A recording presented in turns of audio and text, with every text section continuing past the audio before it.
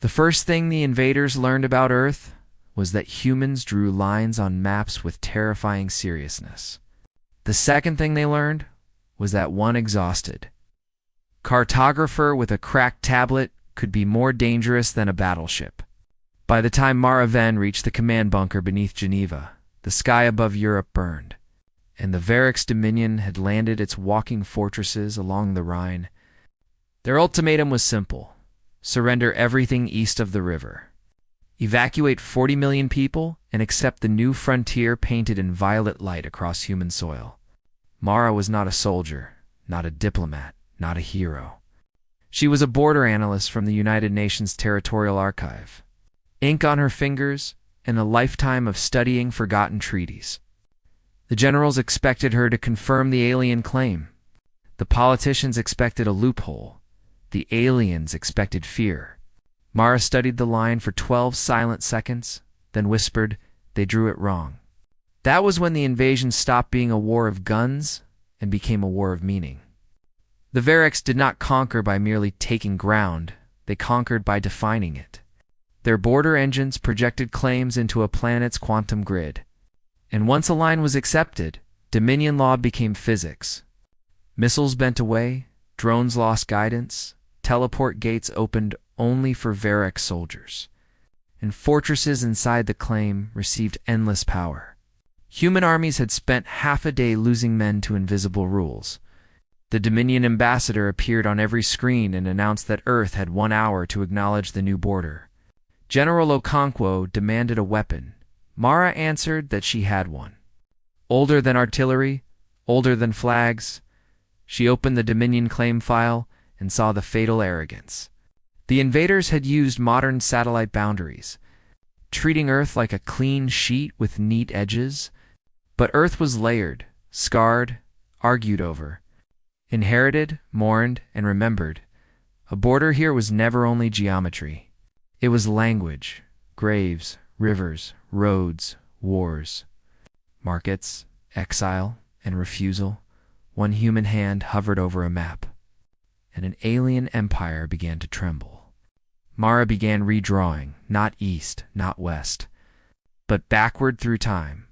She connected the Varix claim to every unresolved contradiction in the human archive: protectorates, enclaves, unratified treaties, demilitarized zones, neutral corridors, indigenous claims, evacuation districts, river boundaries that had moved, border commissions without final signatures, occupations that had ended on paper but remained in law.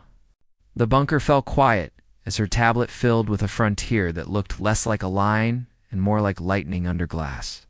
The Dominion engine accepted the challenge, because its law core demanded certainty wherever a border was contested, and humanity had given it 5,000 years of uncertainty. Across Europe, violet light flickered, teleport gates stuttered, walkers paused with one metal foot in the air. The ambassador returned, human cartographer. "You have no authority to alter imperial borders." Mara did not look away from the map. "I am not altering yours," she said. "I am completing ours." Then she fed the machine the records it had mocked. Every mayor who had declared a shelter zone, every village council that had marked a hospital road, every coordinator who had drawn a civilian corridor during the first hour, all of them had made temporary borders under Earth law. The Dominion had laughed at human paperwork. Now the paperwork cut their invasion into pieces in Strasbourg. A Varix walker froze at the edge of a school route in the Black Forest. Drones crashed when their path crossed a centuries-old common near Basel. A reinforcement gate folded inward like a mouth swallowing its own teeth. Soldiers cheered, then stopped. Because Mara was bleeding from the nose, her hand shook. Yet she dragged one final archive into the claim space. The casualty map.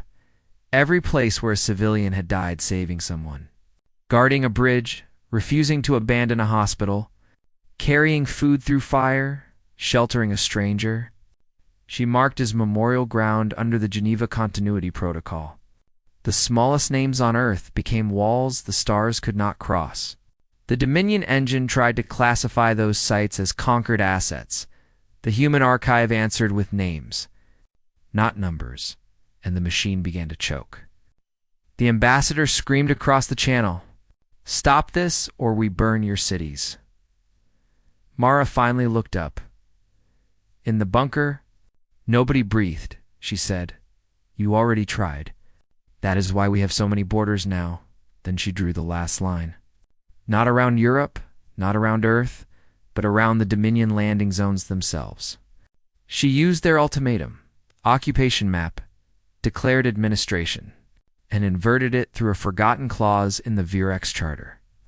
Any force claiming sovereign control accepted custodial responsibility for all protected persons inside it until adjudication ended. The aliens had announced ownership before earning recognition. Mara made their claim a cage. Every fortress, walker, teleport node, an officer inside the contested zone became legally bound by their own system to protect the civilians around them. Their weapons shut down one by one, marked as threats to wards under Imperial custody. Orbital ships tried to override the verdict, but the ruling had already reached the Dominion Fleet Law Corps. In a universe of predators, humanity had weaponized responsibility. The invasion ended without a final charge. No cavalry from the horizon, no planet-cracking cannon. Only a woman in a bunker using maps like knives and memory like armor. Virex walkers knelt in ruined squares, their pilots locked behind dead controls, forced by Imperial protocol to hold up collapsing walls, clear rubble from roads, and carry wounded civilians to aid tents. Human troops advanced carefully, med kits before rifles, and people crawled from basements to watch monsters become unwilling guardians. Mara stayed at the table until the violet border faded from the world map, then collapsed across her tablet when she woke 3 days later. The Dominion had withdrawn beyond lunar orbit, humiliated not by superior firepower, but by a species that treated borders as promises made to the living and the dead. General Okonkwo brought her a new map of Earth, the contested zones marked in gold, not as scars, but as warnings. He asked what history should call the operation. Mara looked at the rivers, the graves, the cities still standing, and gave the smallest smile. Call it a correction. Years later, alien academies taught that Earth was dangerous because humans loved weapons. But wiser students learned the deeper truth. Earth survived because when invaders redrew the border, one human redrew it back and made the universe remember who it belonged to.